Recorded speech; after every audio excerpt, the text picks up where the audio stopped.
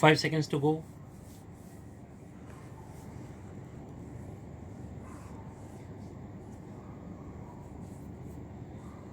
Start.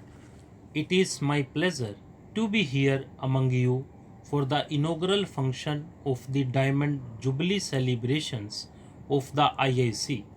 Our capital has a long standing tradition of rich cultural exchanges, which the IIC has been enriching for the past 6 decades. When the idea of the IIC was conceived in 1958 as an international platform for exchange of views, the world was coping with issues concerning a fair and stable international order and legacy burdens of two world wars. The process of decolonization was underway in Asia and Africa, with new aspirations influencing the emerging international order. As the contemporary world is going through a phase of transition, forums like the IIC become all the more relevant. The decades immediately after the independence of our country were marked by new institutions that included the IIC. Several eminent persons such as Dr. S. Radhakrishnan, Pandit Jawaharlal Nehru, John D. Rockefeller, Dr. C. D. Desmukh, and Srimati Kamala Devi Chattopadhyay helped actualize that vision. Crown Prince Akihito of Japan laid the cornerstone for the building in November 1960, underlining the institution's international character. It is also a happy coincidence that the center's Diamond Jubilee and completion of 70 years of India Japan diplomatic relations are happening this year. The IIC's international character also found a beautiful expression in the design of its building.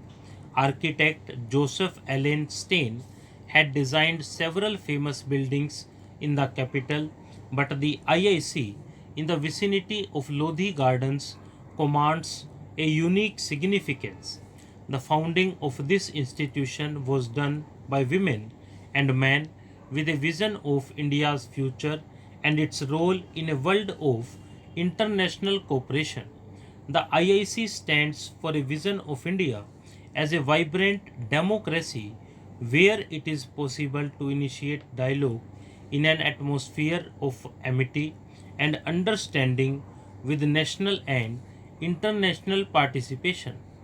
The founders of this institution had the foresight to see what could unfold in the years to come and how the ICC could be a part of developments in a new nation and also contribute to debates globally. Such debates have kept pace with time.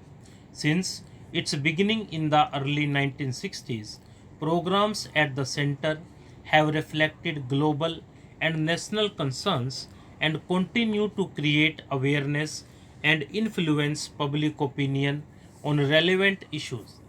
Through its close contacts with prominent academic and cultural institutions within and outside India, and through its networking with diplomatic missions in the capital, the IIC draws scholars, thinkers, and professionals from India and abroad.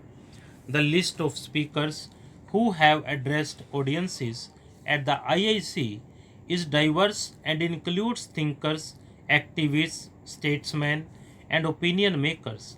From Pearl S. Buck to Ivan Illich in earlier times, the list also has in recent times grown to include eminent personalities such as His Holiness the Dalai Lama, Willy Brandt, Henry Kissinger, world of literature like Mahesweta Devi, Oren Pamuk, and Amitav Ghosh, Noam Chomsky, and Eric Hobsbawm also figure among many prominent speakers who addressed the audience here.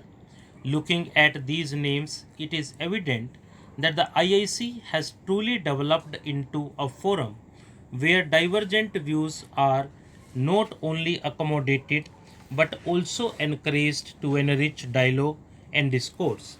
I am glad to know that it was at the IIC in the little garden named Gandhi King Memorial Plaza that the late Narayan Bhai Desai narrated Gandhi Katha for a week in 2010. I have been told about numerous other memorable cultural events organized here. Dear friends, a Diamond Jubilee is an occasion for celebration in the life of any institution.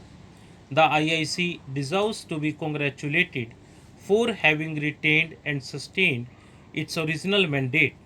I am happy to learn that during its Diamond Jubilee year, the IIC has chosen to especially focus on programs related to women and gender. This reminds me of Kamala Devi Chattopadhyay, the great freedom fighter and social reformer who had played a key role in the making of the IIC. She was the one who, in the words of my illustrious predecessor, Dr. Radha Krishnan, turned the first sword for this building. She is known to have influenced Mahatma Gandhi to include women participants in the Salt Satyagraha. She was the pioneer among women who contested elections right after India's independence and thereby became a symbol of the struggle for women empowerment. As we celebrate the 75th anniversary of our independence with Azadi Ka Amrit Mahotsav, let us also highlight the significant achievements of women and the several legal and social initiatives that seek to bring about change. There are several examples of Indian women who, before and after independence, have shattered many glass ceilings. Let us not forget the fearless women scientists of the Mars Orbiter mission called MOM. Women were among the leading Corona warriors who demonstrated extraordinary resilience and provided healing touch to save fellow citizens, often risking their own lives. Ladies and gentlemen, women's participation in the unorganized sector of our economy is very high. The formal economy needs to do much more to empower women workforce. Women should be encouraged to participate more in what is known as STEM, that is science, technology, engineering, mathematics and management. National and global economies stand to benefit from their talent and their creative ways of responding to challenges. Stop.